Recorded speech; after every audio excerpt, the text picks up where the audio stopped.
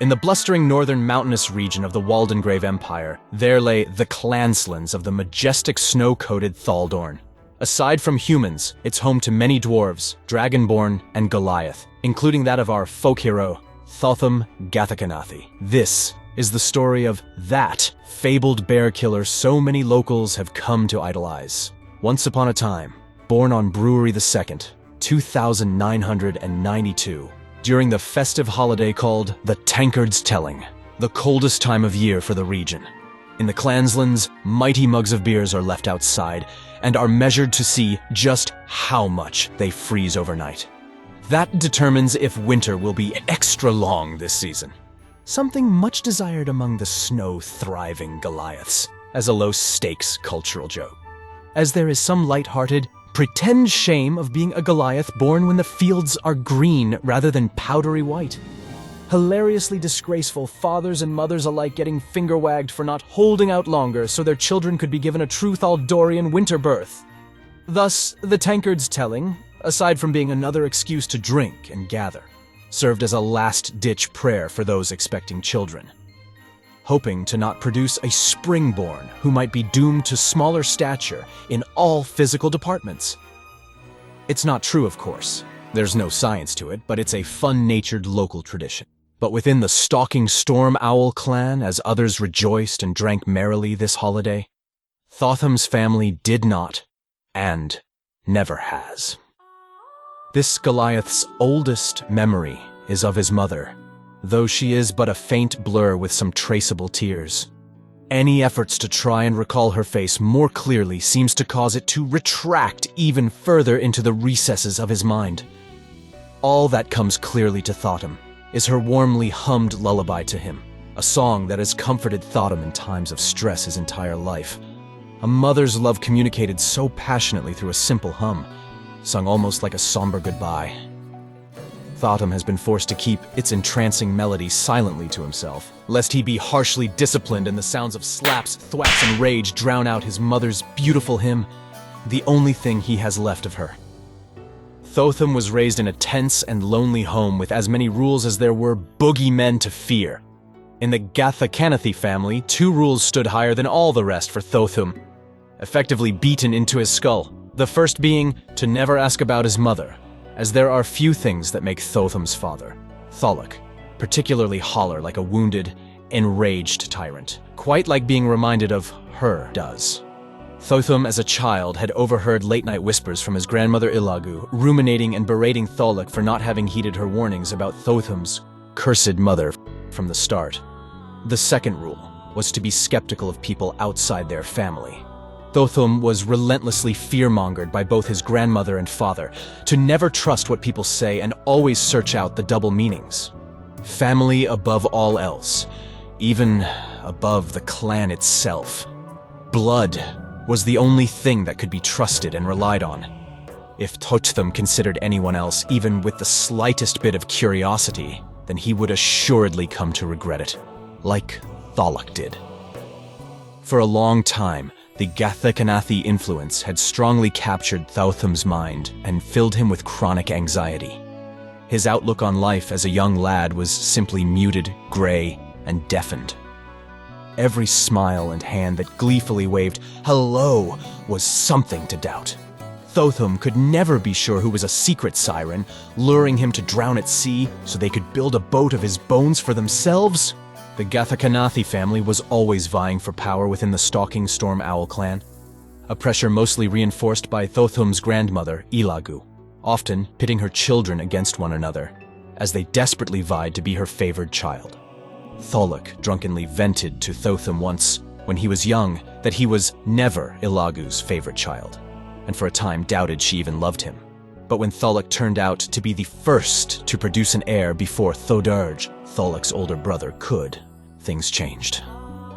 Ultimately, it turned out that Uncle Thodarge was impotent and would never produce any children, immediately demoting him from favored and pampered son one moment to chopped liver the next, as Tholic took his place as a favored child, raising the expectations Ilagu had of him to a sometimes crushing degree. Within the stalking Storm Owl clan, it was widely known that Thotham's upcoming generation would be the most likely chosen from to select the next leader for their tribe. as clan elder, Kakaya was growing older and would need time to train the next elder for when she would be inevitably unable to lead. This placed the entire status-driven Gikarin family pressure squarely on THOTHAM's shoulders. THOTHAM's entire conditional status within the family hinged on him becoming the next elder of the clan. Anything less would be dishonorable, a failure, and at risk of being treated like Uncle Thedurge was when his weakness came to light. While THOTHAM may be a mighty Goliath, any child made to withstand such pressure, isolation, and fear constantly would be likely destined to either break down or break free. Only time would tell. Things became far worse for THOTHAM when he was around 8 years old. He will forever remember the traumatic day of witnessing the most destructive avalanche his region had seen in a century. It toppled a major trade route, one utilized for much of Thaldorn's already finicky economy. THOTHAM froze with terror, as he knew that his father was on a mission at that time in the exact area. It was the longest 24 hours of THOTHAM's life, as the poor child waited unsure if he was staring at his father's grave in the distance or not. But eventually, Thalak did return, though missing an arm and bleeding out, spitting blood between his teeth and gasping between labored breaths from pain. It was a brutal sight for a child to see, but THOTHAM was just so relieved his dear father was alive. Medics made haste towards Thalak as the village elder frantically arrived to the scene beside him. The group Thalak had been charged to lead was tasked with clearing a den of dire bears that made their home too close to the major trade route, and had been killing travelers and clan members alike in uncharacteristically frequent slaughters. Thalak was the only one who returned alive, recounting how the bear's rage could be mistaken for rabid or even demonic. Yet, they clearly weren't that. All the common taught strategies of taking on bears proved worthless in this fucking fight. Something was very different about one of these bears, to an unnatural degree. As Thalak recounted with unmistakable trauma in his tenor, how there was an intensely musty, unforgettably stomach-turning stench. That dire or demonic bear, whatever it fucking was, killed his men, and he barely managed to escape alive. In fact, the avalanche is what ultimately helped secure Thalak's escape, at the cost, of course, of this entire region's economy. That wasn't by Thalak's design, but it was a point of humiliating shame. And that one demon-seeming bear still lives. Its roar heard almost taunting Thalak, echoing from far away. The clan could only hope the bear would self-relocate elsewhere after this. Elder Kakea bent forward to whisper something to the distressed Thalak, while medics and she both helped tend to his wounds, an exchange that THOTHAM could not hear from where he stood. He could not conceal his saddened gaze while worrying for his father, desperate to go to him. But Grandmother Ilagu shielded Thotham's eyes with her cloak and held Thotham back as she spoke. Don't dishonor your father by seeing him in such a pitiful state. Let this be a lesson, Thotham, as to why you shouldn't rely on others, else you risk ending up like him. Dishonorable, embarrassing, and now useless as a warrior. These words Thotham took deeply as her bony fingers pressed too tightly into his shoulder. He needed to become strong enough, alone. No party mates to slow him down or backstab him. This lesson was crystal clear, and yet Thotham could not help but feel sorry for the warriors that were lost in the same fight that almost took his own father. Thalak returned home late at night after being fully stabilized, waking Thotham up from a barely held slumber as he raged in the living room below, slamming and kicking things around as he spit bitterly, recounting the clan elder's words. He angrily yelled, "I've shown my worth! The crone mocked me and I didn't even realize, yet the others were the ones too weak to even survive. How fucking dare she!" Thalak's breath hastened, clearly still heavily weakened by the ordeal and really needed rest right now.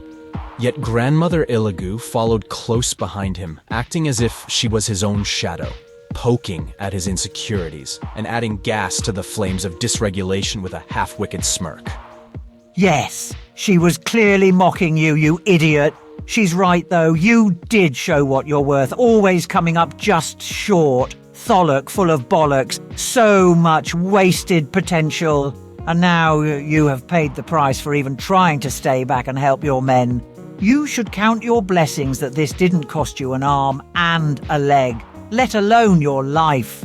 Or perhaps you should have just continued fighting to the end. At least that way you would have had an honourable death. Tholic pulled at his own hair in stress as Ilagu struggled to mask a sadistic snicker, shaking his head and then returning to punching the wall over and over and over again. Whether this was to get the images of his bloody comrades out of his head or to drown out his mother's cruel taunts remains unclear. But if the latter, that would be far from enough to silence the cycle, as Ilagu continued to rip into her son at his most vulnerable. Now our major trade route has completely collapsed and will destabilize the region for years to come. How embarrassing! You should be ashamed. How will you restore your honor now? How can I show my face around here with a one-armed son?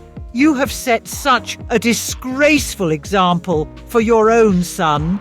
You know Thotham started to weep at the sight of you. He's already motherless. Perhaps he'd be better off fatherless too. I should just raise him into a real man, myself. No! Tholic spoke defiantly and composed himself in an instant, though fists still clenched. He turned his gaze from the wall and caught the whimpered sight of Thotham, inappropriately eavesdropping on them. But for once, instead of lashing out on the boy, Tholic shamefully returned his gaze back to the wall as he pitifully spoke. Only I can protect my son. Grandmother Ilagu laughed before giving an exasperated sigh. Well, we'll have to wait and see how that turns out. The odds are already against the boy, and I have no more faith left in you, Tholic. Can't believe I ever did to begin with. Ilagu turned to leave, her back coldly facing her struggling son. A clear threat, no, a promise that Tholic was now facing the same status reduction and treatment his brother Thodurge did when no longer useful to her whims. No, wait, please, Mother! Thotham still has a chance. Don't write off your only grandchild. I can't fight, but I can still be useful and help him. He can become the next clan elder. Thotham can learn from my mistakes, and I can teach him everything I know, so please don't go. Ilagu paused for but a moment, for no other detectable reason than seemingly dramatic effect. Dangling hope by a noose before jarringly cutting it down as she slammed the door behind her. Mother! Mother! This was a complexly traumatizing moment for both Thotham and Tholic alike.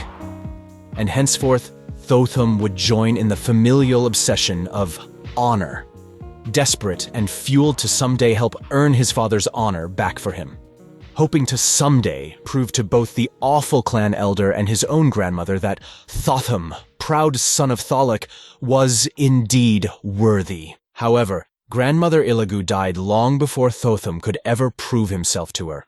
With her death, Thotham felt guilty, but could not conjure any emotion to truly react to her loss. Unlike his father, who angrily wailed how he disappointed her and never managed to gain her approval again. Home life after Grandmother Ilagu's passing admittedly became more calm. Tensions between the aunts and uncles, while it still existed, were not nearly as severe without the Githakanathi matriarch sowing seeds of dissent between her children amongst themselves. But with the vacancy of that tension, a creeping isolation and madness brewed more potently in its place within Tholic, slowly over time. When Thotham came of age to start training with his father directly on the job, these may have been some of his best memories with Tholic. If Ilagu's excessive expectations did anything good for the Githakanathis, it was seen in Tholic's hyper-focused expertise of hunting and tracking, be it beast or man. While there were genuine good memories from this time, unfortunately they were undercut from the moments Thotham's father was searingly harsh in his scoldings of Thotham, often utilizing an all-too-familiar tone that echoed Grandmother Ilagu's toxic cadence. And even when Thotham excelled at something, that did him no favors either. Tholic would scowl, always finding some other thing to undercut Thotham's achievement with. But no matter the poison Thotham was saturated with, there was always an inherent kindness within him that could never be smoked out. And it was in this attribute of Thotham's that made him view his father's mistreatment toward himself sympathetically, writing Tholuck's behavior off as a side effect of sorts, to not yet having his honor back. Thotham internalizing, no, fantasizing, that when the day comes he can prove himself worthy. And Thotham felt he knew the ultimate way to achieve that. Once in a very rare while, the calls of that demonic bear that stole his father's arm could be heard. It was farther away and menaced less than it used to, but nonetheless forever remained a threat that no one had succeeded in vanquishing, even as it continued to fuel a recession of Thaldorn's economy. Tholuck would get a 10-yard stare whenever its roars could be heard. Tholuck insisted to Thotham to leave thoughts of hunting the beast behind. Let the creature have its fill of the idiots who didn't take the hint after what it did to himself and his men. But Thotham became fixated on that fucking bear, quietly resigning himself to become stronger, so that beast would be slayed by none other than Thotham himself. Only then could things be made right again, and both Tholuck and Thotham would no longer have to seal themselves away within the clan. The first stepping stone towards that mighty goal was soon approaching. To gain more privileges and prowess, Thotham would need to be promoted from Zeta rank to at least Epsilon rank, which required Thotham to successfully pass the Trial of Fogs, a biannual event hosted by Northern Goliath clans, where each participating Goliath must spend the coldest 100 days alone in the mountains to fend for themselves and protect their flame. Each clan nominates 5 young adults to be eligible for promotion within their clan's hierarchy. Sabotage from other clans was expected despite there being no reward for doing so. Violence was strongly discouraged, and yet it happened every time. One very late evening during the trial, Thotham awoke to hearing the duress of a fellow clan member nearby his cave. Looking down lower in the mountain, 3 members of an opponent clan were attempting not just to put out the flames, but outright murder another member of Thotham's clan. A tired Thotham hesitated, battled between the culture of clan first versus the upbringing of his father to not trust or help others, that which was beaten into his head. But as a victim's shout escalated to that of abject suffering, Thotham's body acted on instinct. He lunged off his higher level and fell on straight on 2 of the attackers like a fucking avalanche, crushing them beneath his massive form. He stood up from their broken bones that served as just enough cushioning needed to help break his own fall. His arrival stunned the third opponent just long enough for his fellow clansmember to manage to sink her spear into her assailant, after rising from her face that had been pressed into the coals of her flame, which left her blinded. Despite her immense suffering, this woman aggressively charged the attacker straight off the cliff, nearly falling off herself due to being unable to see, and would have died if not for Thotham grabbing the back of her collar to pull her swiftly back to safety as he assured her, "It's over. You're safe now." Hearing his words, she turned around while seething out in pain, her face still glowing from being actively burned. She reached her arm out to feel for the ice of her cave wall and then slammed her face into it. The sizzle of her burns against the ice whistled out with the same intensity as her holler, fully damaging the nerves in her face, but that was preferable to the burn spreading any further, risking fully blinding her. After overcoming the worst of the pain, she finally calmed and turned to face with her remaining good eye. "So, you're not so bad after all," she half-jokingly said before groaning as the wind pierced her burn, but she pushed herself to continue speaking between tired, paced breaths. "I'd be dead, or who knows what if not for you. You have my gratitude. Take all they left behind. You earned the trophy of your kill." Thotham had for the most part not interacted with people outside his own family within the clan. He was anxious and confused by his own impulses to help. He couldn't muster to acknowledge her any further, and needed to get back to his flame. So he took the goods from one of the Goliaths he killed, but left the other untouched for her to make use of. But as Thotham silently took his leave, she called out again with a bit of sass. "Hey, I meant it. I'm grateful, not pitiful. Take the other's loot too, lest you be insulting me in addition to not even bothering to fucking acknowledge me." Thotham froze up, as some long-lost curiosity within him began to stir. He turned back to grab the rest of the loot, peeking from the corner of his eye, and could see the woman bandaging her head. Half her face was severely burned, significantly disfiguring her complexion. Thotham instinctively reached for his own face, imagining how painful it must have been. It made him even a little sick, and he wished in that moment that he had the ability to help heal her. He pondered how her burn would always be a reminder of nearly facing death at the hands of selfish cruelty. much like how his father's lost arm is a permanent reminder of his lost honor and pride. What's your name? She called out matter-of-factly in an amicable tone, but one that wasn't going to take no for an answer. Thotham could hear his father's voice in his head curling back, instructing him to not trust anyone. But some secret, long-forgotten desire for connection plucked his name from his own throat. Thotham, he flatly answered, with a long pause before miraculously mustering the ability to continue speaking. And your name? She chuckled and spit blood from her mouth to the opposite side of where they stood before crossing her arms with a half-smile facing him, not ashamed of her newly deformed face in the least. A level of unapologetic confidence Thotham found himself caught off guard by. The name's Kaguya. Thanks again, Thotham. I'm sure I'll be seeing you on the flip side. Be safe out there. Thotham took the clothes of his downed enemies and hung them outside his cave as a warning symbol to any who would dare try the same attack on himself. While still a great challenge, Thotham was one of 3 members of his clan to complete the trial, alongside Kaguya and Pugan. A celebration cheered loudly upon the victor's return. The clan elder Kekia greeted the 3, but could not hide her forlorn expression looking at Kaguya. The burned Goliath warrior stepped forward to the elder and whispered something while staring at Thotham from the corner of her eye. An anxiety stirred in Thotham as the whispers of his father's influence started to grasp at his mind. This is what you get. She's painting you a fool, likely framing you to get more honor for herself. Thotham glowered bitterly, and a storm of self-deprecating words flooded his mind for having been so stupid. But as Kaguya brightly stepped away from the elder to stand beside her fellow trial-goers on the log platform, the elder faced the clan and boldly announced, On an unprecedented account, not only do we have 3 newly proven Epsilons in our midst, one of them has proven themselves the honor of being immediately ranked as a Gamma.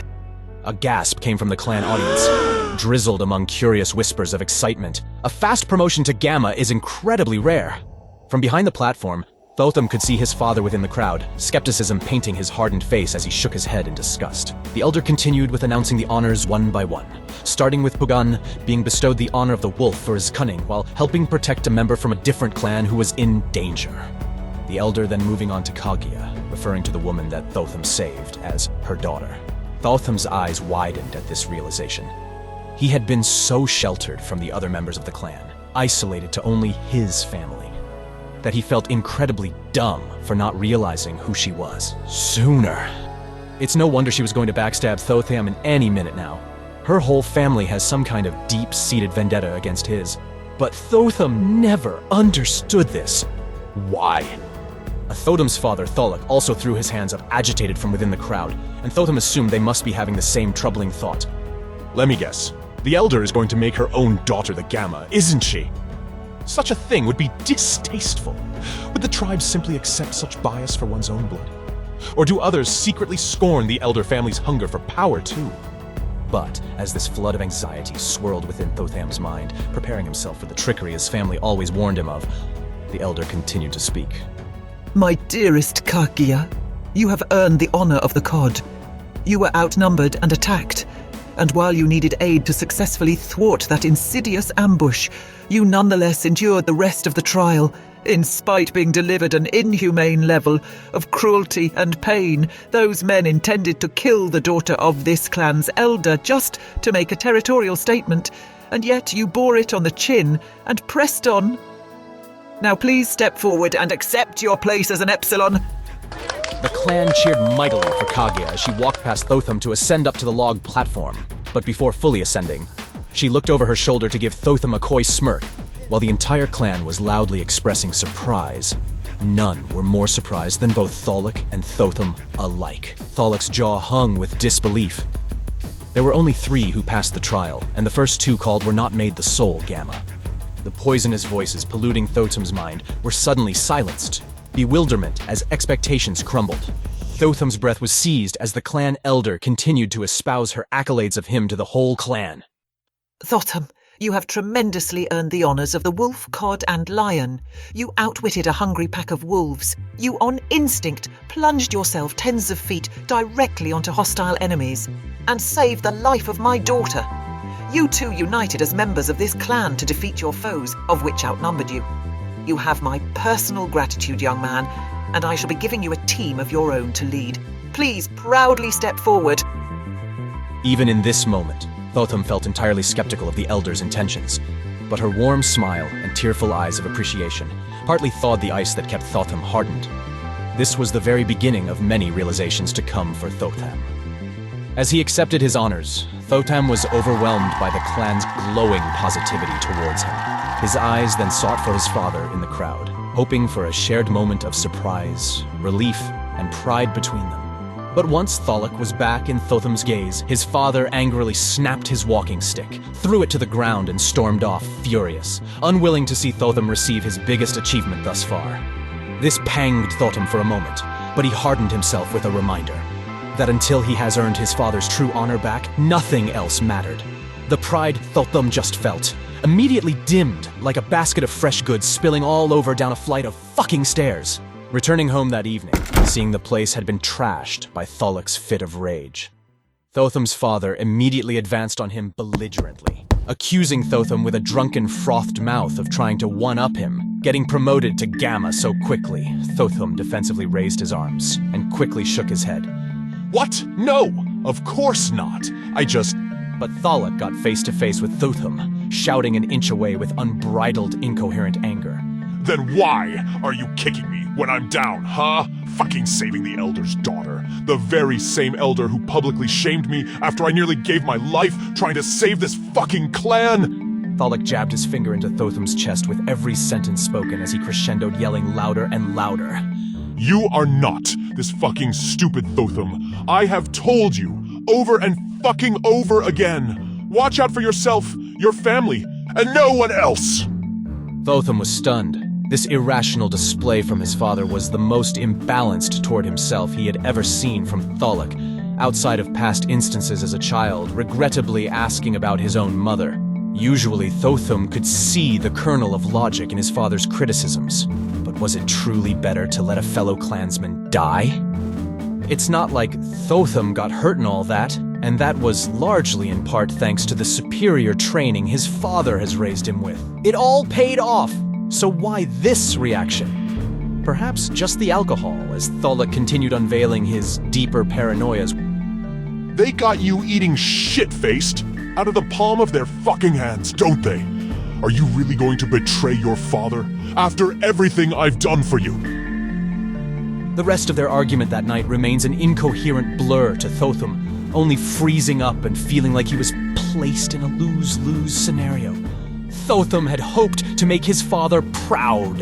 His father had insisted he'd be humiliated if Thotham didn't pass the trial. But now, Tholic is humiliated anyway for passing the trial above and beyond expectation. While his father's irrationality and self-obsession may have ruined the glory of the day, it ultimately didn't matter. Because the ice imprisoning Thotham's mind had now begun to thaw with a forbidden curiosity, wondering perhaps that things might not be so bad outside of the walls of their home if Thotham could bring himself to give others a chance. The next year became the time Thotham truly started to bloom into his own man, rather than the son of Tholic. He did not just coldly lead his assigned group. Even if Thotham tried to do so at first, two party mates in particular were warmly adamant on poking holes in Thotham's walls over time. In second command of their party, and the member closest to Thotham, the elder's daughter, Kagia, a fast-witted, self-assured spear huntress who felt her freest when charging through winter's storms. A fellow serious-minded introvert like Thotham, only showing her very secret goofy side to those close to her, which was only Thotham and Pugin. Kagia has been the most crucial person in helping Thotham thaw, socialize, learn to trust, and be a bit vulnerable. It was hard for Thotham, but she never pushed him beyond what he could handle, and there was no one in his life he could depend on and feel comfortable with more than she. Then there's friggin' Pugin, a resourceful charmer that could sneak or talk himself out of nearly any pinch. Some mischief aside, Pugin has always had a glowing heart and was the biggest advocate for camaraderie within the party, happily building each other up and demonstrating what healthy, friendly competitiveness is like. Thotham's concept of siblings was marred by his own blood family's dynamics, but if Thotham ever desired a bonded brother to help distract from misery and bump heads with only to heartily laugh after, he found that in good old Pugan. In both Kaguya and Pugan, Thothams found a new understanding of family, filling a void he never realized existed.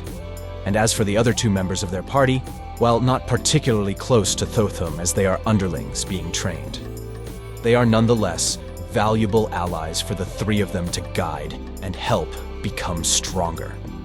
Nippu is a bustling lightning bolt of positive energy, always happy and singing a tune. Sometimes that was refreshing, other times maybe a little grating. Then, lastly, there was Gragith, a childish hothead that was always gunning to beat something up to tamper his boundless energy with. But at the end of the day, he was a good-intentioned chaos agent that kept you on your toes, for better or for worse.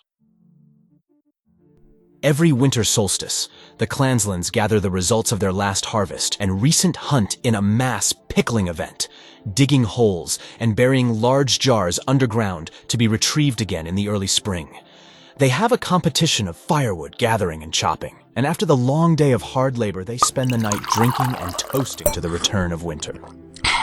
During Thotham's second celebrated winter solstice with his party mates, having become gradually more distant from his father, he got a bit too drunk from a drinking game this cheery evening, resulting in Thotham finally getting loose-lipped enough to open up about the difficulties with his family life, and particularly in regards to his family's long-held grudge about the lost honor with the demonic bear, and the clan elder mocking Thalik.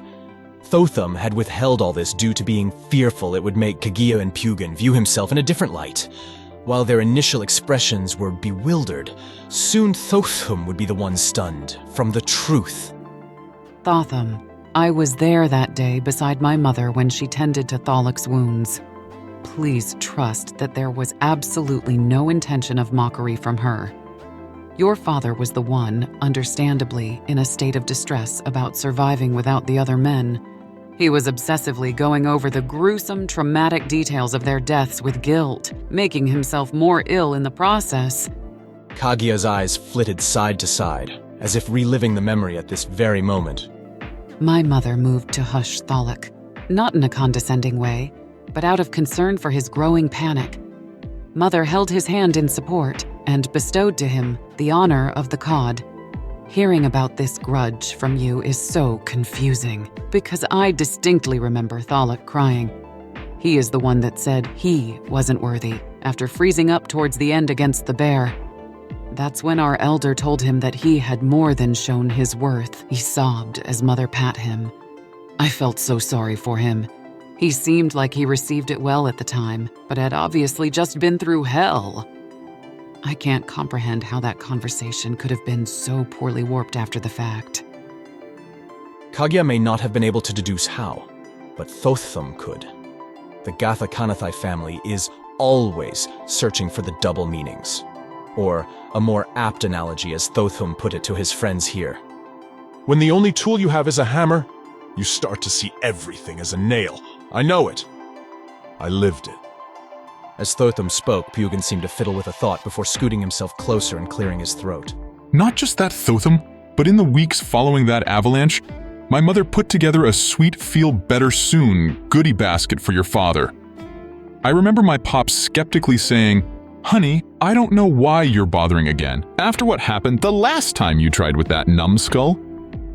Nosy as I am, I expertly pestered them for details, and Mother explained to me that when she first saw Thalik carrying you as a toddler, she hurriedly made him a thoughtful gift basket with baby supplies.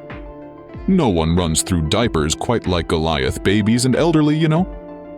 But when my mother went to deliver it, Thalik accused her of assuming him incapable of raising a child. When she insisted it was just a kind gesture, dude, he told her the kindest gesture would be to mind her own damn business.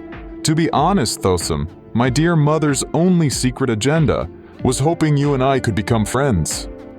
Thotham scoffed and rolled his eyes. And let me guess, years later with the second basket attempt, he accused her of thinking him incapable of cooking with one arm, right? A sheepish chuckle erupted from Pugan. Give your old man some credit, dude.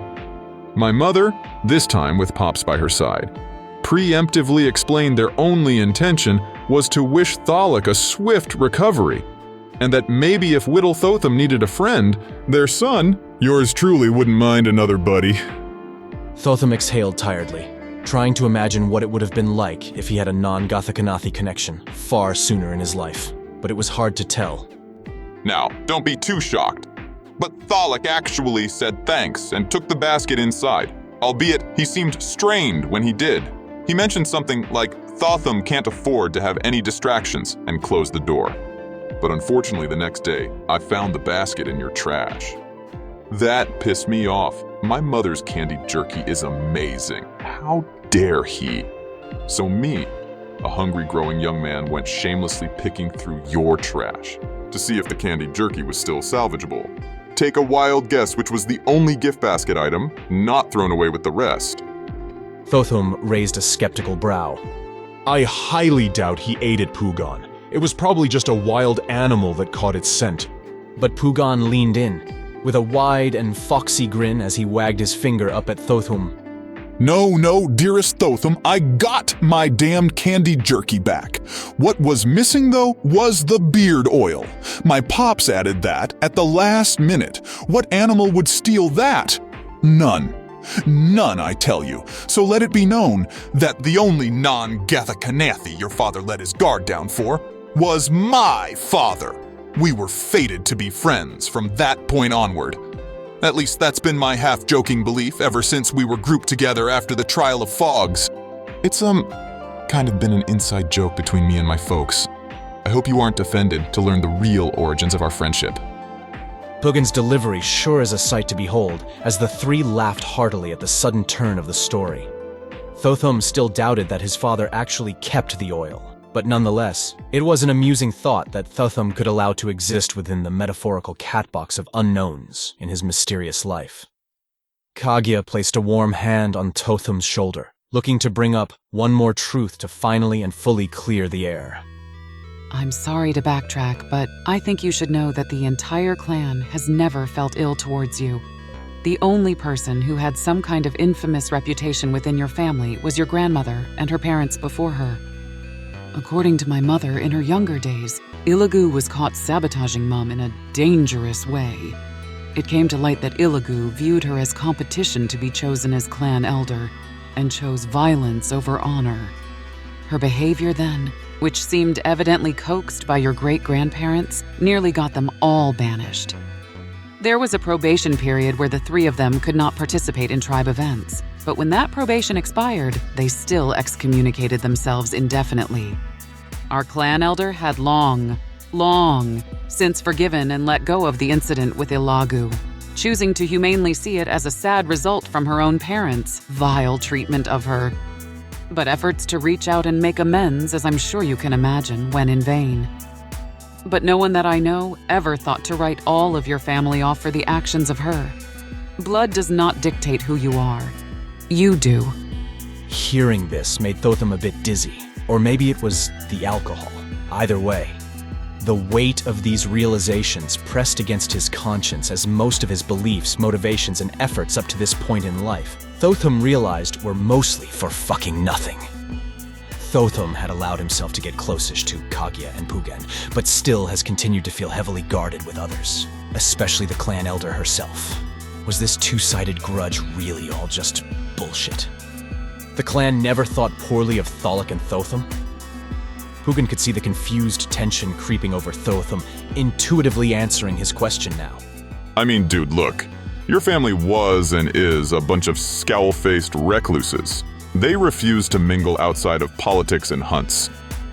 Anytime there was major missions, Githakanathi participants are notoriously way too fucking serious.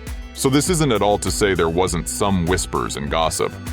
Just that, no offense, it was kind of self-inflicted, you know? But none of you were ever hated. The clanmates I chat with always speak highly of how effective and skillful you Githakanathi are, sometimes to a scary degree. I know Gragith has privately mentioned his deceased father served under yours. Supposedly his dad always looked up to Thalik, but Thalik never let anyone get close. Thotham boldly concurred, now feeling less confused and a lot more validated. Making himself finally confident to vent without as much help from the fading buzz, Those are all the very things that have always quietly bothered me, but I thought this was just how it had to be. I thought everyone else was the crazy ones, illogically forcing us to live this way. It never made sense, but I assumed that was from others' shortcomings, rather than my own family. I had nothing but their words, and yet I just assumed it was all true. A mistake I hope I never make again. Wow, this is all a bit overwhelming. I feel sort of sick. Hopefully that's the alcohol and not guilt turning you green. You have not done anything wrong, Thotham.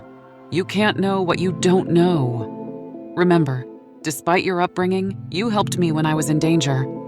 You may have been a bit awkward, to be honest. But you did not stand before me with any malice that night. Only one humanoid facing another. I saw there was a warmth to your eyes. It's just in the time following all that, you annoyingly made me drag it out of you over these couple years. You gave me a new appreciation for challenge. But look at you now, all the progress you've made, and that's without even knowing the truth yet. Give yourself more credit, Thotham, and if you can't give it to yourself, then take it from Pugin and I. Maybe I'm too naive, but your father too tried helping his men during the fight against that cursed bear, almost as if a piece of him deep down maybe also wants to break free. Do you think there's any possibility of Thalik absorbing these same truths and moving on?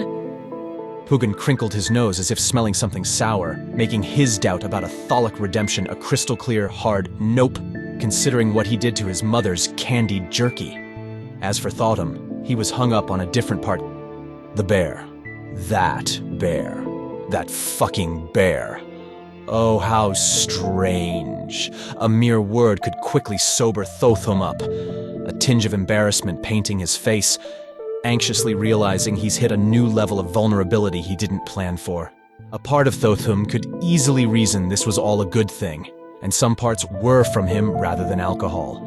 But the body keeps the score. His body wanted to reject this just as much as it also inexplicably craves it. Thotham closed his eyes a moment, trying to dig into himself now, searching for the toxic root to pluck whatever still pulls at him and tempts him away from warmth.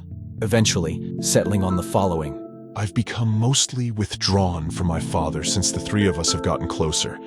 I keep my answers brief and reactions bland until he putters off pissy into a different room. Even that doesn't always work, but it's been my go-to.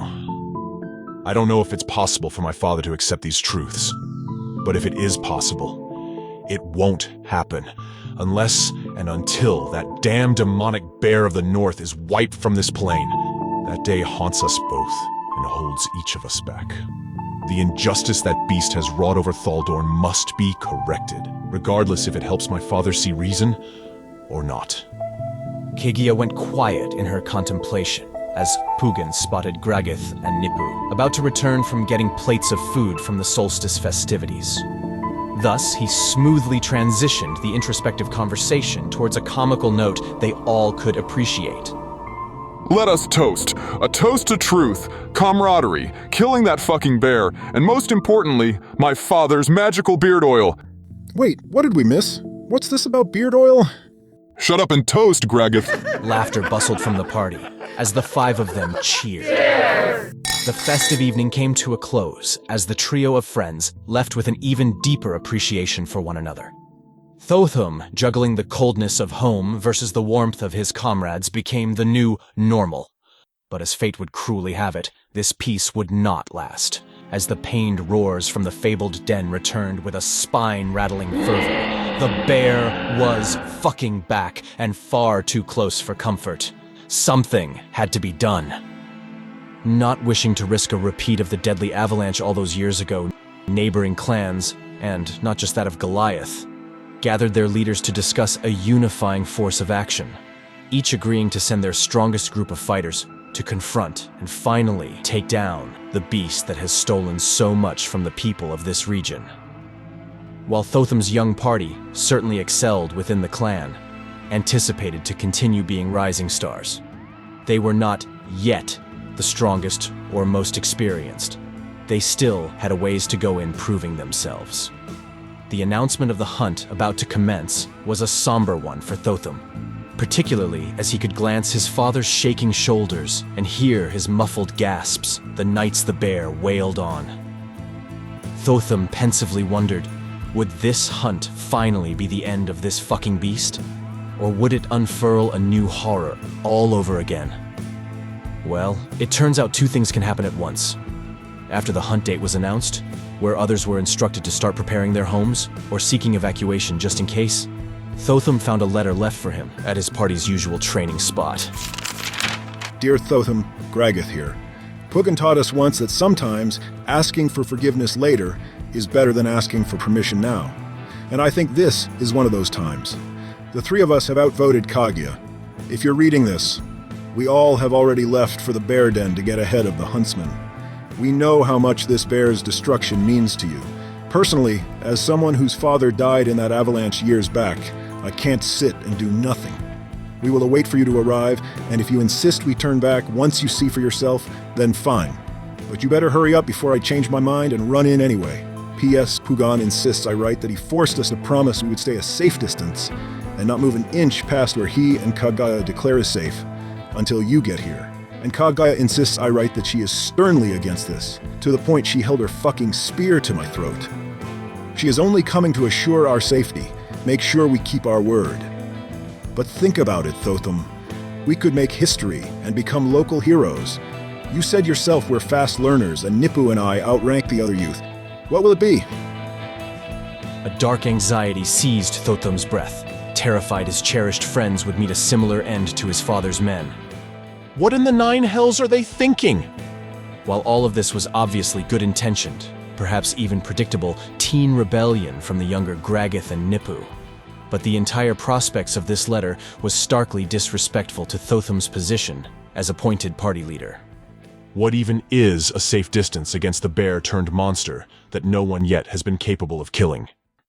Time felt of the essence. Thotham charged after them with a full-body adrenaline, an intense fervor not ever felt before. Our Goliath's inner monologue, praying they are safe.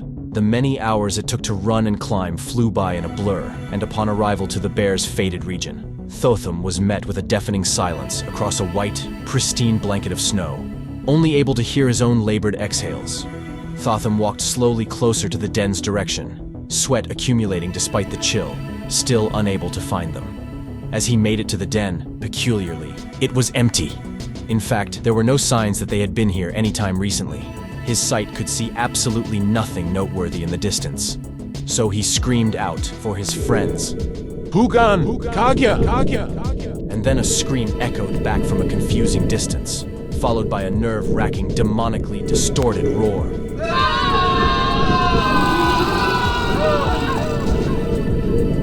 The echoes made it hard to discern the direction it came from. But luck led Thotham to eventually find the snowy footprints of his friends, incredibly far away from the den. Charging to now hunt their walk path, Thotham came across an eerie crack in the earth that widened to reveal a newly formed narrow canyon that connected to an icy cave system. When and how the hell did this get here? He frustratingly gasped, catching his breath as blood-curdling shouts rang out from just below him. Without thinking a moment longer, Thotham jumped down, sliding uncontrollably against the ice in a steep descent to desperately reach his friends. His boots harshly skid against the ice as he tried to break being flung. Thotham now arriving, just as the massive bear, menacingly, bore its fangs. The vibrations from the roar sent chunks of ice to come crashing down all around them. While managing to dodge the debris, Thotham winced and recoiled for a moment, taken back by the awful stench of rot and mustiness that forced him to cough and gag. This was no demon-possessed bear, but a sickly, diseased, incomprehensibly large, dire bear covered in insidious, monstrous growths. Its leg limped broken, but nonetheless stood towering over them. First in Thotham's sight, Kaguya stood tired but strongly as she was guarding an unfortunate, unconscious Nippu who was bleeding out on the cold, rocky floor. But Thotham's sudden arrival caused Kaguya to glance towards his voice. A fatal fucking mistake, as the bear swung its Herculean arm and caught her off guard as its claws skewered her sides, savagely flinging her into the wall like a fucking ragdoll. In a flash, Kaguya went from a bold warrior to a pitiful cut marionette as her skull bounced and cracked off the wall, and her body bluntly fell limp and broken on the ground, nothing but a struggled exhale escaping her lips as her gaze switched from warmly looking towards Thotham to now just cold, distant, dead. Thotham gasped, but grit his teeth and forced himself to steady. He desperately assessed the rest of the environment. To his left, Gragath's booted legs were all that remained recognizable, as the rest of his body was pulverized like a fucking bag of potatoes. To Thotham's right, Pugin held himself mostly up, but grasping at a deep wound and struggling to stay steady, his weapon still drawn and gaze not leaving the bears, even as his tears for Kaguya streamed in unison with Thotham's. Nippu remains unconscious and no longer protected by Kaguya, entirely unaware of the sacrifice just made for her sake. There was no time for remorse yet. The bear lunged for Pugin with the force of a monstrosity. But Thotham acted quickly now to snap his hammer into its ribs as Pugin jumped defensively backward and switched out so to protect Nippu. Now, a duel between Thotham and the infamous nightmare that has haunted his entire life began. A deep, righteous rage boiling up to Thotham's chest. The very rage that had been bottled up for far too long, now escalating and pouring out in a typhoon of fury. This fucking bear took his father's honor and what was left of his sanity. This fucking bear just killed the most cherished person to Thotham. And this fucking bear has been tormenting the people of Thaldorn for fucking long enough. Justice for the fallen will be enacted today, and by none other than Thotham Gathakanathi himself. Pulled between the extremes of adrenaline and despair the entire time, Thotham's eyes could not handle his own unleashed strength. A blind rage took over. But what could not be seen could be felt or heard in every blunt smash that reverberated up Thotham's arm. Every chill gust that whisked through his burning skin as Thotham slid and dodged, and with the final painful moan as Thotham's hammer swung upward and the force dismantled the jawbone into fragments and rattled its primal brain. It took decades of hell and pyramids of efforts from many to now allow Thotham to single-handedly topple this monster. Whatever disease empowered and exploited the body of this dire bear, it was now finally over. As the rest of the bear's body collapsed with a sickly and pitiful exhale, its weight shaking the cave until a quiet hushed over all present. The demonic bear of the north, now nothing but a bludgeoned corpse and a silenced nightmare. Pugin quickly directed his attention to bandaging both himself and Nippu as Thotham unsteadily walked towards Kaguya, his knees buckling beside her. Thotham's pain was immense but silent, stunned at a loss. Pugin joined his side, apologizing over and over and over again. The sting of the fact Kaguya knew. She knew they were in over their heads and insisted against all of this. And yet she paid the ultimate price. Kaguya gave her life to protect Nippu. And the worst part for Thotham, how Kaguya became distracted from the battle because of him. Had he only been sooner, or maybe quieter? The logical side of Thotham knows it's not his fault, but it's all a bitter fucking pill to swallow regardless. The sounds of the marching hunting campaign could be detected from above. They were just now heading towards the distant den. The steepness of the ice cavern would be challenging to climb out of. Pugin, being too wounded to carry anything in order to get himself out of there, left Thotham only able to carry Nippu out. Gragath and Kaguya's bodies would unfortunately have to wait. But Thotham vowed hand over heart. This cold, cursed cavern will not be either of your final resting places. On my honor as a Goliath and as your leader and friend, I will come back for you both.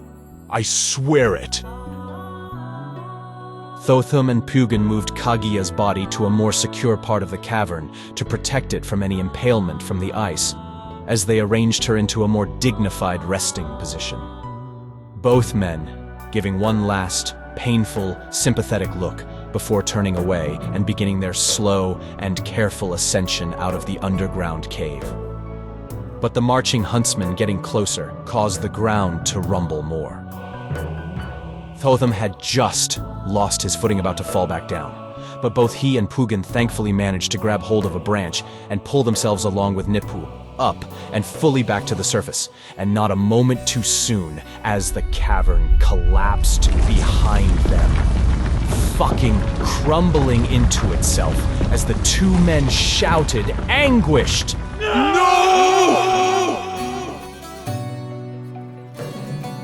Now, extracting Gragath and Kaguya's bodies would be a far more massive undertaking. Thotham and Pugin's desperate shouts called attention to the marching clans, who now made haste towards them. Thankfully, they had aid on hand and helped the three Goliaths. All while a bit relieved they didn't have to face off with the legendary bear themselves. The hunters had a myriad of questions, but it was obvious these Goliaths had been through an immense loss. They helped the three get strapped to a dog-pulled sled, allowing them to rest for the journey back home. Thotham and Pugin's eyes stuck, watching the sight of the collapsed canyon gradually become smaller as more distance was brought between them. As Nipu stayed overnight in the clan infirmary, Pugan and Thotham briefed the village elder as to what had happened. Pugan detailed the party stayed true to word, as written in letter that Thotham handed over to the elder. The four of them stayed what seemed extra cautiously, far away from the fabled den. But the snow covered the newly formed canyon, and they all fell inside, which apparently the bear had also been surprised by and fell into before them. The bear's raging roars within the caverns vibrated and destabilized the grounds above, leaving the land vulnerable to collapse. So, in a sick twist of fate, these careless actions might have saved more lives. Had the huntsmen beat the Goliath party to a rival, they likely would have collapsed into the canyon from the weight of their marching footsteps and had a mass casualty event. The village elder asked for Pugin to leave and head back to the clan infirmary so that she could speak with Thotham as the team leader alone. Elder, words cannot express how sorry I am for Kaguya's loss. Please know, even in her last moments, Kaguya stood strong and boldly against that bear, all while protecting poor Nipu. She fought and defended with grace and honor. I have never met someone so determined as she. I promise you, Elder, I will bring Kaguya back home. I will dig her out of there with my bare hands if I must. I am so sorry that I could not do that today. I'm sorry. I'm sorry.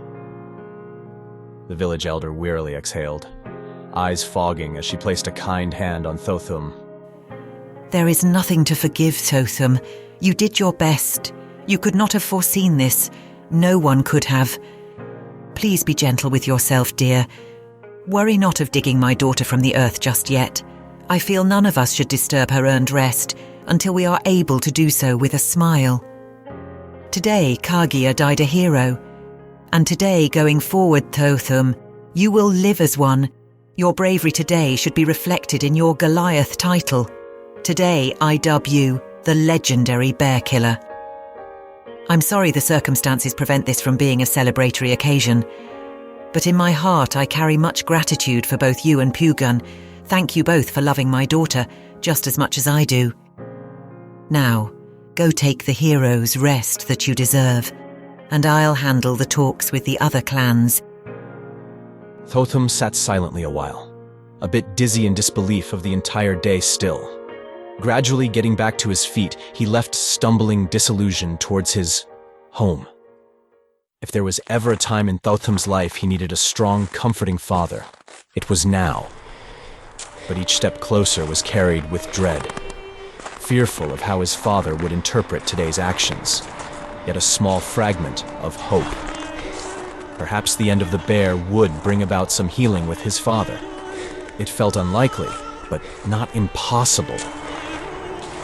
Thotham steadied his anxious breath, trying to positively manifest that even if Tholic wasn't proud, that at least he'd just be happy that his son came back alive. Tholic sat coldly at the kitchen table as Thotham entered. An icy silence continued from him as Thotham nervously recounted everything, exhaustingly. When Thotham finished speaking, Tholic slammed his only remaining hand against the table, rising like a heat wave as he grabbed the nearest glass and whipped it at the wall directly beside Thotham's head, the shards shattering out as Tholic bulled forward like a heated tyrant, tearing into poor Thotham. I cannot stand another minute looking at your traitorous excuse-making face. You didn't avenge my honor. You fucking stole it. Tholic clenched Thotham's shirt into his fist as he stared daggers into him, giving a fucked-up chuckle before stating, You hope I'm proud?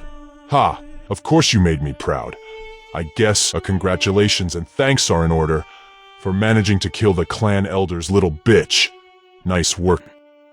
And with that last remark, on instinct, with the final flash dose of adrenaline that Thotham's body could possibly handle this tragic evening, for the first time in his life, Thotham swiftly raised his burning fist and fucking hooked it right into his father's fucking jaw, sending this old man twisting airborne like a corkscrew, launching him down onto the table, breaking it in half. Thotham stood defiantly confident while looking down on his father. The silent truth was made known. Thotham was his own man now, fully knowing he owed this shithead of a father nothing. Tholic quivered a moment at the sight of Thotham's resolve before he retreated to his typical shitty coping deflections. Well, everybody ends up betraying me. Even you, it seems, like mother like fucking son, huh, Thotham? Get out of my fucking sight and don't come back! Oh, the pathetic, sad irony of that statement coming from Tholic, of all people. Tholic didn't have to ask twice. Without a smidge of regret, Thotham proudly marched out, leaving his father on the floor, among trash to wallow in his own self-perpetuated loneliness. This place was no longer home, if it ever even was. Thotham being able to privately acknowledge that was the one good thing to happen on this cursed fucking day. Thotham bolted away to drink himself to sleep outside, beneath a tree far from the sights of others in the clan, where he could let it all out in private. Reminiscing about the happier days of his party, giving a passing thought to acknowledge Gregith, but then moving towards the deeper felt loss and solemn appreciation for all that Kagya had helped Thotham through. If not for her, he might have still been in his father's shadow even today. Likewise, if not for Thotham, Kagya would have died far sooner than this day. Thotham felt so grateful to his past self to go against what was beaten in his head during the trial of Fogs, choosing to help her, and having the privilege to have known such a talented and kind huntress. A deep loss not just for him, but the entire Stalking Storm Owl clan. Thotham chugged his drink to flood out the pain, only one desire lingering on his mind before blacking out. Come morning, with thankfully only a slight hangover, but immensely achy body as not an inch of muscle was spared from yesterday's physical exertion. Thotham awoke to the village elder Kakea, sitting against another tree across from him. She was pensively solemn, but in a more accepting and peaceful manner that one would expect from someone who has gone through loss many times before.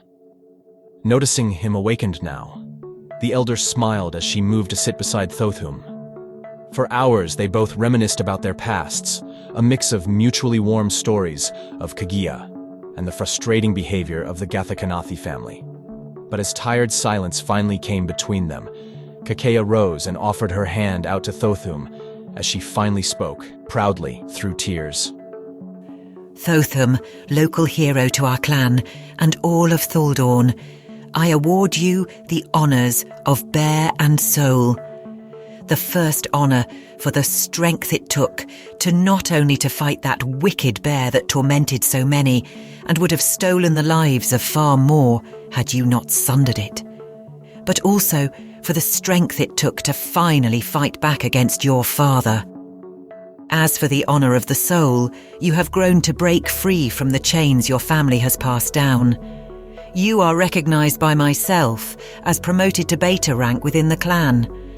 But I additionally ask of you, Thotham, that I may take you under my wing with the intention that when you are ready, that you will become the next elder of our clan. Thotham Gathakanathi, do you accept? Thotham paused, first letting it warmly hit him how sincere and kind the people of his clan are. He can now clearly see where Kaguya got her dutiful demeanor from. Then Thotham softly laughed to himself, for once having feared and despised this innocent old lady for so long. Absolutely ridiculous in hindsight. But as Kaguya told Thotham once upon a time, you can't know what you don't know. But Thotham wondered just how much does he still not know. Even about himself, the self that isn't son of Tholic, but just Thotham. Then, finally, with a robust determination, Thotham answered the elder. No, I thoroughly reject. Kaguya's face twisted in a stunned expression. What? But Thotham, you would be... A slightly nauseous Thotham respectfully cut her off. I would be doing exactly what my family has been trying to force me to be my entire life. The very thing that started my personal hell. I don't want to be clan elder, I just want to be me. To be honest, I don't think I fully know who that is yet. The elder was taken aback by that response and sat herself again to ponder, before releasing an accepting sigh. I see. Well, that's that. A shame, but I understand. So what's next in store for our legendary bear killer, then? Thotham had but one desire right now, and that was to run away, to get as far from all of this as possible, and see what else is out there that he had been missing out on due to irrational fear-induced isolation. I think I'm going to travel for a bit, learn more about myself and the world. But I promised to come back, at least in time for the following tankard's telling. I promised I would not leave Kaguya and Gregoth in that cold, depressing grave. But as you said, it's best I not disturb their rest until I can do so warmly, and until I can do so as me. Hopefully this journey will help me accomplish that. Kaguya smiled, nodding her head affirmingly. Well, I'll see to it to try and maybe have that done before you get back. But if not by then perhaps we could do it together with Pugan. In the meantime, eat well and stay in shape while you're out there, Thotham, and make sure you say your goodbyes before you go. Pugan will sorely miss you during this hard time. Thotham did not wish to stir any opportunity of emotions changing his mind. Goodbyes are hard. So instead of meeting with Pugan, Thotham left him a brief but heartfelt letter. And it's as Pugan has said before, sometimes asking for forgiveness is easier than asking for permission. He'll be fine. He has loving parents here. As Thotham made swift exit of the clanslands, other members gathered to give Thotham a basket of travel goods, a line of people waiting to thank and say goodbye to their new folk hero, counting the days, looking forward to his return. After some stumbling travel, Thotham eventually found himself setting some soft roots in the Vradana Spire, never having been to a city before, even in his own home region. At first, he tested himself in battle with servicing a mercenary company. And while he was good at it, and it helped keep him in shape, it wasn't proud or spiritually fulfilling work. Something was missing. So, seeking more purpose and direction in his life, Thotham eventually found himself drawn to faith, particularly that towards the god Tyr, the justice seeker. And while deeply praying one rainy evening outside, Thotham was approached by a traveling cleric of Tyr named Ulfgar Thorin. Thotham did not know at the time. In fact, Thotham would not find out until far later that Ulfgar Thorin is a bit of a celebrity, for he is the acclaimed longtime mentor to the Champion of Tyr, a member of the famous adventuring group, the Dawn Chasers. Perhaps it is the fact that Thotham did not recognize Ulfgar for who he was, and not make a big deal of, nor treat the cleric any differently. Perhaps that is part of what ended up giving the Ulfgar Thorin the inspiration to approach Thotham in the first place, offering to take him under his holy wing, training him as a cleric. Thotham never thought to ask. It was not obvious to him that Ulfgar is someone who chooses those he mentors very, very carefully. So it still begs the question, why did old Ulfgar offer such an esteemed privilege to Thotham? For well over a year, Thotham passionately dedicated himself day and night under Ulfgar's guidance, within the private training grounds of Vredena's War Cathedral, feeling fulfilled by wanting to fight for justice and to serve as a beacon of light against the growing influences of Asmodeus, the father of lies. A symbolism and title that hit too close to the home of Thotham's trauma to be ignored. This felt right. A path to channel that inner turmoil for the betterment of humanoid kind. It was in completing the essentials of Teir's faith and learning how to channel his divinity that Thotham finally felt ready. Thotham felt like he could be proud of the spiritual growth he had made for himself, and in desiring to keep his promise. Set back out for his homelands to pay a visit to his old friends. Thotham giving Ulfgar deep gratitude. The pleasure was mine, Thotham. I shall also be heading out for some clerical travels, but I know it is the justice seeker's will that our paths will cross again. Do know that I look forward to it. May your pilgrimage in the meantime be an enlightening one. It was time for Thotham to see if Gragath and Kagia were still in need of being given a proper burial back at home. But, not even yet reaching the main road to the Clanslands, things were amiss. Pugan, on horseback, his beloved apple-obsessed steed named Marigold, caught sight of Thotham, dragging Pugan over to him before even he realized who came back home. The men's eyes spotting each other again grew mutually excited. But then Pugan's gaze furrowed as he gave a fast, skeptical look around, and then swiftly whisked Thotham away from the main road and around a corner, to privately fill him in on what had happened since he left. Sorry for that, but dude, you need to be careful right now. You know, it really would have been nice had you left us some kind of number or address to reach you at. Thotham sheepishly shrugged. I mean, I didn't have any contact info to give when I left. I kind of just went on a free roam. But to be honest, Pugan, when I set my things down, I didn't want to be found. I'm sorry, it's nothing personal. I just wanted a chance to discover myself. And I did. I found purpose, fulfillment, and healing with my newfound faith. I am now dutifully a beacon to the god tier, serving his teachings as a newly war-trained cleric. Pugan failed to mask an impatient annoyance. Yeah, cool story, bro. Anyway, Clan Elder Kakia suddenly died however many months after you left. And because you didn't want to be Clan Elder, the co-chiefs voted to make me friggin' Clan Elder.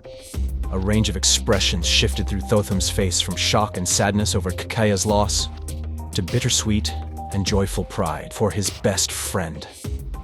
Elder Kakia's loss is terrible. I really wish I could have seen her one more time. I'm so sorry, Pugan. But I'm glad to hear you're taking on more responsibility. I know you'll lead our clan well, and I'm so proud of you. Pugan didn't blink. Well, while that's all nice to hear from you, there's just one problem. Despite all that happening, I'm not the clan elder. Your fucking father is, and he has been leading our clan into an utter shithole while you were gone. Sorry to welcome you back with such terrible news. Thotham's mouth went agape but remained silent, waiting. Waiting for the classic Pugan punchline. But it never came. Pugan looked down to the ground with a frustrated expression, unable to meet Thotham's eyes, knowing how much the details were going to hurt his dear friend. I should have suspected something was up. In a matter of days after you left, representatives from the Empire's government, goons working under Thaldorn's Grand Chancellor Cromrick, came gallantly striding in, congratulating the Clanslands for being free from that fucking bear. They brought seemingly celebratory news that Cromrick and his fellow Grand Chancellors approved of a generous budget to help rebuild the ruined trade route. Chancellor Cromrick started handing out all kinds of wonderful gifts to the varying clans, particularly our clan. For context, the Waldengrave Empire rules over Thaldorn, But the clanslands are considered territory rather than an official part of the empire, giving their specific region within Thaldorn more legal autonomy, restricting the empire's ability to intervene and station its interests on their lands without prior permission. When that major avalanche destroyed a key trade route throughout Thaldorn, Grand Chancellor Cromric used the demonic bear of the north as an excuse to avoid sending aid to the entire region. Cromric claimed that the bear's threat prevented him from sending restoration workers, and likewise couldn't send military personnel to deal with the bear due to the territory restrictions under the treaty. However, this was deeply misleading. The clanslands had long ago agreed to allow the Empire's MRP to put the monstrosity down, but headlines spread faster than truth. The Empire's true intention seemed to be to wait out the clanslands as they fell deeper into poverty, hoping they would eventually give up their autonomy and become domesticated under the Empire's rule for the sake of resources. In the meantime, the rest of Thaldorn blamed the clanslands for their suffering, not realizing this was a move to exploit their suffering by their own empire to create social pressure against the clans.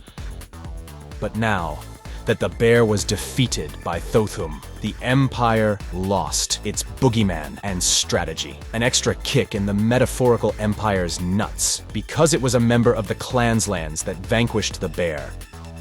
The compelling media story of loss, struggle, and triumph captured audiences in the entire region. The previous bitterness that Thaldorian citizens had now quickly became enamorment with that bad-ass, beefy Goliath folk hero, an icon of heroism, determination, and manhood. Thus now Grand Chancellor Cromric needed to keep up face with the rest of Thaldorn, and also needed a new plan to try and absorb the clanslands officially into its domestic rule. How does any of that result in my father becoming the fucking clan elder? Thotham grabbed Pugin's shoulders, shaking him to, "Get on with it already, for fuck's sake." Well, after months of bribing our clan with stuff, Cromric eventually arrived in the flesh, right on time as our clan was just going through the long, annoying process of making me the clan elder. That fucking dwarf and his goons pretended to be visiting out of cultural interest and diplomacy. But as he made his way around, he started chatting people up and asking questions like, why doesn't everyone within the clan get a vote on clan elder? And shouldn't anyone be allowed to run for leadership and make their case for the future of the clan? Or why not have a healthy competitive democracy and let the best ideas win? Look, on its face, the question seemed fair. The idea started to gain some traction, and honestly, I was open-minded to it. At first, anyway. I wasn't too worried since I wasn't exactly gunning to run this place anyway, and especially since only people within our clan could represent it. What could go wrong? Well, in the background, Cromric was snooping around looking for the perfect guy to pitch to the masses. You know, the very masses who were all actively drunk in cheer of the bear being destroyed by you, of course. And you're a stranger to most of the clan, so after agreeing to try a more democratic structure, it wasn't long before flashy posters stating, "Vote for the father of the bear killer," was on every single fucking house, tree, and boulder. Shock. Thotham's jaw dropped. Oh my god! That power-obsessed lunatic! How? Surely you set the story straight, Pugan. Surely you did something right! Pugin threw his hands up, exasperated with widened eyes. Dude, I tried, but your fucking asshole of a father made friggin' minced meat of me. Not just that, Cromric somehow got a hold of Graggith's letter that you and I gave to former elder Kakeya. And Thalik pointed my name out, who had shamefully voted to break clan law and run after that fucking bear. The very decision that killed our girl. Pugan's face was fastly shaded green while reliving that shame, as Thotham kept a hand on his friend to help steady him and waited for him to be able to continue. People started to believe that the clan elder would roll in her grave if the person who contributed to her daughter's death ended up taking her place. Suddenly, people that didn't know me well started accusing me of just trying to cruise on your good name. Oh, the fucking irony. It was just between Thalik and I. He won and tore me down lower than ever before. Thotham's heart panged. It's offensive enough how Thalik treated himself his entire life, but to go after his best friend, to exploit poor Pugan's, let alone anyone's trauma, for his personal fucking gain? Unacceptable. Thotham seethed at the injustice. What an opportunistic little snake he is! I am a fool for thinking he could not sink any lower. Cromrick is chummy with Wolfsburg's chancellor, Tyrell Iskgale. I think under his direction. Thalik is selling parts of our land to the Iskgale family private company to turn our home into a fucking log cabin tourist attraction. Empire police were given permission to be stationed there too. Thotham, I'm sure you can put two and two together of what all of this is looking like. Your father got fucking bought off, dude. Sorry if I shouldn't be talking about your father like this, but fuck, I need to vent. Had I known he had a price, maybe I could have just paid him to fuck off. He is not worth a single of your coppers, Pugan. Thotham's stress was bubbling in synchronicity with Pugan's. I am so sorry all this happened under my watch. All I could think about lately is how much both you and Kaguya would hate this. I have completely let you down. Thotham grabbed Pugan's shoulders again, while pressing a firm but loving finger at his chest. You don't have to bear the weight for others' misuse of your good nature, Pugan. It took a long time for me to accept that, but I need you to believe that right now. Got it? Pugan's stressed face softened, withholding his eyes from watering. I fucking missed you so much, dude. Thotham pulled together as much of a smile as he could muster as the two men embraced. Missed you too, but I'm here now, and I've been doing good. Until just now anyway. But surely there is something that can be done. Pugan was just leaving for a lone hunt, and invited Thotham to join him. But our folk hero could not wait another moment to storm into the Stalking Storm Owl clan, and give his opportunistic asswipe of a father a piece of his fucking mind. Immediately upon entry, some clanspeople recognized and clamored happily for their hero's return. But Thotham shoved his way past to make way for the newly constructed Marble Elder's office. A structure completely counter to the long-held ways of the clan, that which his father used to instill in him as valuable. Oh, how quickly one's beliefs can change with the scent of gold. Thotham booming his way inside, past multiple sets of doors, without a single fuck for bullshit protocol, whipping the final set of doors open as they roughly clamored against the wall with a thunderous bang. Thalik's startled eyes suddenly met with Thotham's blazing glower. But then the old man's gaze narrowed as he raised a petty smirk. My boy, my dear only son, Thotham, welcome back. Everyone has missed you around here. Thotham seethed as he advanced towards his father. Cut the shit, Thalik. Your only son that you casted out forever after I knocked you down a few fucking pegs. Did you forget? Shall I remind you now? As Thotham advanced, Thalik gave a mocking sigh as he wagged his finger dispassionately. Sorry, boy, but your father's a busy man now. Why not take it up with my secretary, will ya? Thotham was just a foot away before two strong Goliaths restrained each of Thotham's arms and began to drag him back out of the office. One of them lowered his head to whisper into Thotham's ear with a pleading tone. Please don't resist Thotham. You're our hero, but the Empire is protecting him, so we can't help you. Thotham gritted his teeth. As badly as he desired to rip his father's smug smirk off, he can't go making things worse for himself and others. As he was pushed outside, the father and son locked combative, fiery eyes between the double doors as they closed, as if mutually communicating a silent challenge of who would persevere.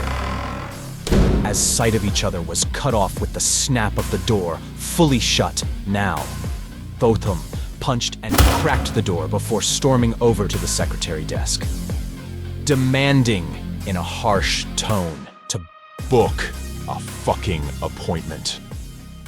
But Thotham's angst was quickly smoked out upon recognizing the woman he just yelled at, a remorseful expression painting his face now as he spoke softly. Wait, Nipu? Is it really you? Thotham had not seen her since that tragic day where she was unconscious at the bottom of the cavern where they fought the bear. To see her standing, albeit shaking like a leaf, but otherwise alive and well. It was a welcome sight to contrast all the bullshit he's encountered thus far since returning. Nipuu gulped nervously. Yeah, hi. It's been a long while, huh?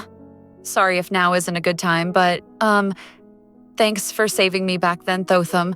I'm sorry and regret how that all went down back then, but it's nice to see you back. A pang in Thotham's chest ached. He took a deep breath to ease himself, gave Nipuu as friendly of a smile as he could muster amongst the tension. But he gently corrected Nipuu that it wasn't just him that saved her, but Kaguya too. Thotham finished the scheduling transaction calmly, booking himself an appointment to meet with his father for the soonest available a few days out. His rage now replaced with exhausted gloom. Thotham left to drink at the familiar bar, but even that place had already changed a lot. It had been a hot while since Thotham drank his guts out, but that's how he chose to cope this evening, downing one drink after another in succession. Several hours passed in an inebriated dissociation before Nipuu came into the bar, caught sight of Thotham, and asked if she could join him. He shrugged. Lots changed, and it's all happening so quickly. Too quickly. Thotham wished not to drown on the topic, wanting to save his anger for when he'd surely get the chance to hit his father again. Nipuu offered her couch for Thotham to sleep on. Thotham expressed, stating he wanted to try and find Pugin, but after realizing he was too fucked up from the alcohol to coherently search in the night for him, and Pugin was strangely missing, Thotham took Nipuu up on her offer. This evening, Thotham fell into a dead sleep, the deepest and hardest sleep he must have ever had. Only then to be rudely awoken 24 full hours later. Once again, Thotham was being strong-armed and restrained, but this time by Empire police. Thotham, confused and dazed, started frantically demanding answers. What the hell is going on here? Looking all around him in Nipu's home, the place had been entirely fucking ransacked. Glass all on the floor from destroyed photos that looked ripped from the wall. Furniture bludgeoned, the hardwood floor splintered and cracked. Thotham's panic over being arrested quickly switched to concern. Wait, what happened? Where is Nipuu? Is she safe? Please tell me if Nipuu is safe. But as Thotham was dragged outside of the home, there she was, her back facing him as she spoke to another police officer. He acted so wildly. I feared for my life. I can't believe that he'd do this. None of this makes sense. None of it. I begged and pleaded for him to not go forward with it. But then he became violent towards me. I don't understand. Nipuu turned to grab another tissue from her satchel to wipe her tears, and as she did, she accidentally locked eyes with Thotham from a distance.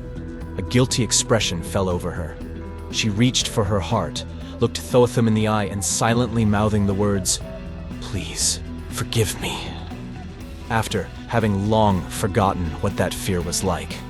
After having long been convinced his friendships were sincere and that the darkness instilled in him as Agatha Kanathi had been snuffed out, now suddenly came squealing back to Thotham's mind like a horde of fucking banshee. Thalek's second highest rule beaten into his head from a young age. Trust no one. Trust no one.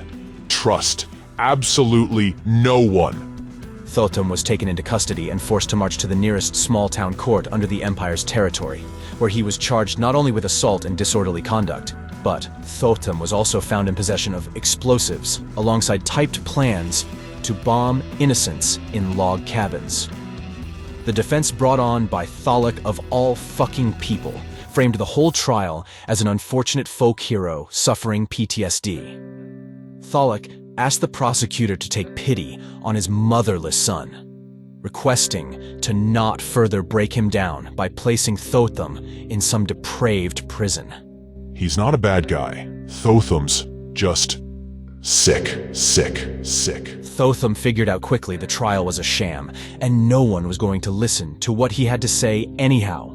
Out of supposed pity for the legendary folk hero, Thotham's sentencing and fines were put up for auction to see if any potential company towns would take the bid, of which a friend of Thvaldorn's, Grand Chancellor Cromrick, accepted. that being Butrin Blazonfoot, the second cousin of Emperor Flintstrike. They needed many more hands in his desert-based company town called Zombu. Thotham, now locked and key, was thus transported from a short prison stay by caravan to the opposite fucking end of the Empire. Though his criminality failing to outshine his heroism, as his story is sang about in taverns throughout the north to this very day. Do you know of the Goliath man, the one up north from the Stormowl clan? On the night of the tankards telling, Aldorn drinks and waits drunkards yelling. It is the coldest day of the year. A future hero was born, now let us cheer. It was THOTHAM when he entered the trial of fogs. He frightened wolves, them fleeing like dogs. Then when a sick clan attacked his own, he leapt from a cliff, his body thrown. Who fell on their foes like an avalanche, snapping their spines like a silly branch. It was THOTHAM. Now back at home, he ranked up highly, given a team to lead, young, strong, and mighty. But he was always a solitary lad, had to learn how to be a comrade. Clinking drinks, skinning minks for their hide. Who got there in time, thanks to friends by his side. Was THOTHAM. Then one day, the demon bear returned. His friends ran off, dismissed all they learned. He made fast haste to try and stop him, but he was too late, the bear sadly got him. He was 2 friends down, 2 left hanging, but enough was enough, who went banging? It was THOTHAM. He beat that beast to a bloody pulp, gave a verse a day, a nervous dope. He saved who he could, but lost his best. He vowed to return, put them to rest. Back at home he was hailed, a hero thriller, who is the legendary northern bear killer. It was THOTHAM. He left his home to try and change the scene, but when he returned he was strangely mean. His trauma was bad, he probably needs a therapist. Sadly instead he threatened a woman and became a terrorist. Just goes to show you shouldn't meet your hero. Guess who remains beloved despite becoming a zero? It was THOTHAM.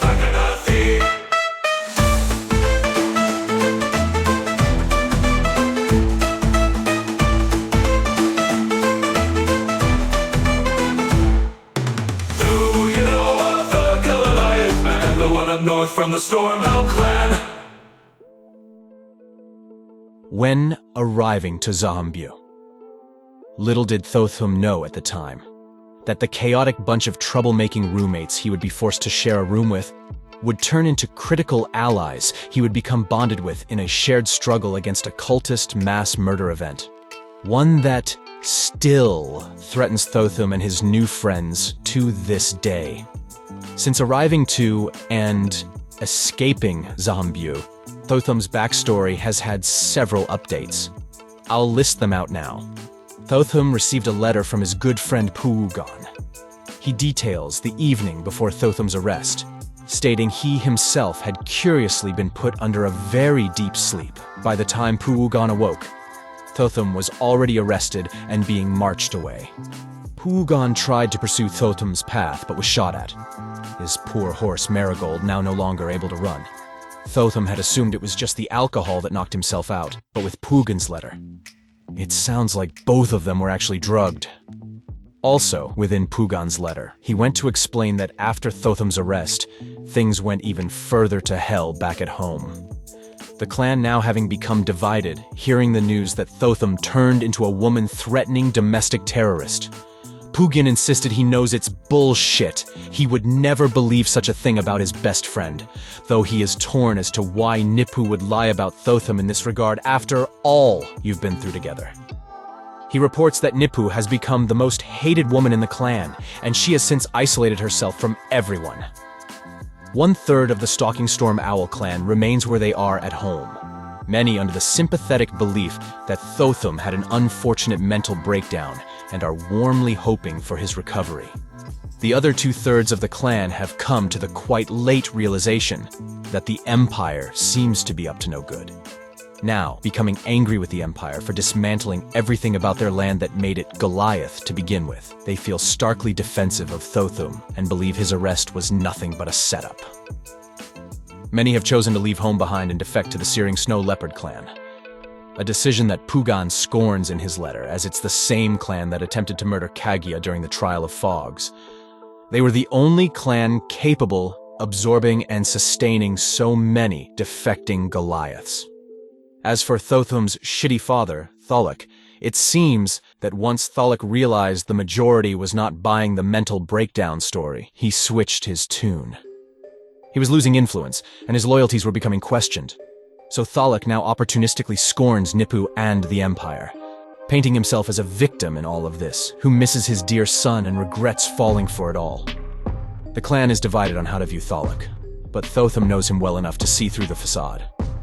The last thing Pugin states is that he is taking inspiration from Thotham and decided to leave the clan's lands altogether. He is trying to move his family to the Vradena Spire to seek out Thotham's mentor, Ulfgar Thorin. Poor Pugan also doesn't seem to be aware that Ulfgar is a traveling and highly sought-out cleric. He half-jokingly insists Thotham should bust out of Zambu and meet him there before he tells Ulfgar embarrassing bro stories from Thotham's past. The letter aside, while at Zambu, the player party had quickly warmed up to a charming Thaldorian dwarf named Hadduel, who idolized Thotham, whose actions helped pull his family out of poverty. But, unbeknownst to all of you, Hadduel was unwittingly an awakened one, innocently informing the Greater Mother information about Tartholomew with only pure intentions, while Thotham himself does not know this. It was revealed to Hadduel during his death throes against Zugtmoy in the prologue finale. That of everyone in the player party aside from Tarth, Thotham, for whatever reason, he is the most vulnerable to Zugtmoy's influence.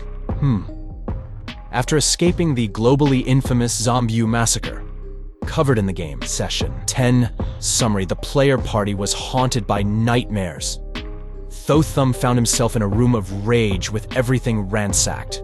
Photo frames of past friends and foes whipped violently across the room as sharp glass edges hung in the air and pointed at Thotham threateningly. Zugtmoy's words spoken to Thotham at Zambia played like a cursed, broken record. You and I have touched before. You and I have touched before. You and I have touched before.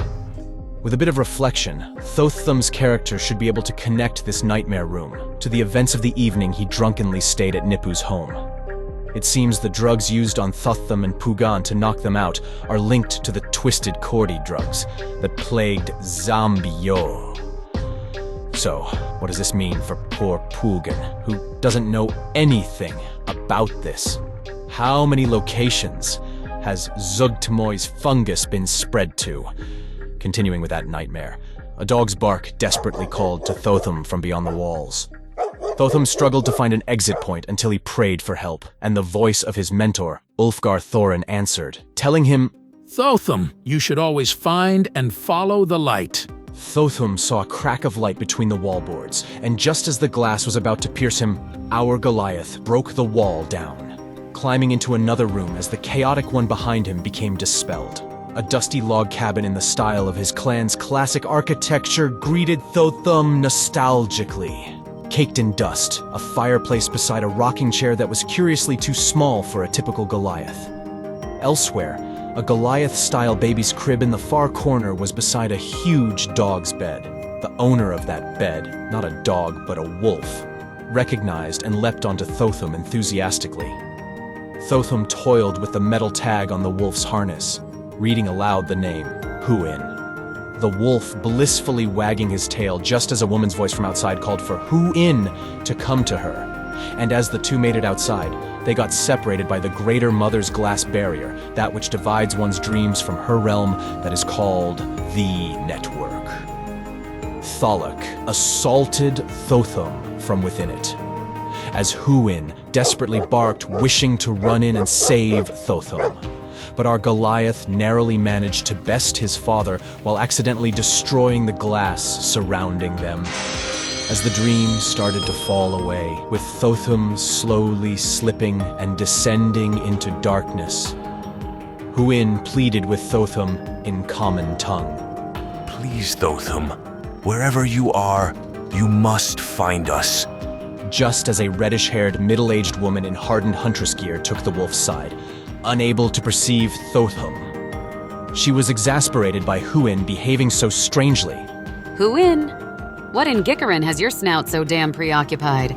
The woman's voice felt innately familiar to Thotham, and as he continued to lose himself into the darkness, the last bit of light that could be seen, the very light Ulfgar advised Thotham should follow, remained with this woman and the wolf. During game, I thought it was made obvious, but just in case it wasn't. In the room was Thotham's crib. Huin was Thotham's wolf companion, who belongs to this human woman. She is Thotham's long-lost mother. I'll leave it up to the player to decide if his character is intuitive enough to suspect these conclusions. But otherwise, consider this canonically confirmed. This is why your Goliath skin color at the very start of our D&D game didn't matter when asked about it. Likewise, during our 18th game, Luthien Moonsworn, while visiting Oblivion, bumped into a man named Huin, a fellow phantom rogue. He has peculiar dog-like mannerisms. He took an interest in Lux after catching Thotham's scent on her, though she doesn't know that. Not much was learned during this first meeting other than Huin stating the reason he was back visiting Oblivion after so long was because life presented signs informing me the dynamics have changed, and I need to pursue them for others' sake. But who knows what potential future meetings between the Phantom Rogues could hold. Lastly, after Thotham formally established a new adventuring party with his fellow Zombiu survivors called the Fallen's Fellowship, the drama never ends, as the party's cute appointed Moogle companion, Mogroga, like other Mogs, has the gift of true sight. He informed Thotham that he has some kind of repressed power, but it's associated with a curse. What is the curse? Why and how is it suppressed? Grandmother Iligu often referred to Thotham's mother as a cursed woman. Hard to tell if she meant that literally or figuratively. As stated in that game summary, it was a mistake to put this on the player without prior consulting. But we're too far in to back out of it now. Sorry about that. But if and when that comes to pass, we'll figure it out together. Of all the players at the table, Thotham by far has the longest, most complicated story. The mysteries will be slowly unraveling throughout the entire campaign regardless if he lives or dies. You were the last to join our group, and the DM needed to thread all the loose plots together using the story you provided. But I hope you otherwise enjoyed Thotham's origins. Mimiths is next, so stay tuned.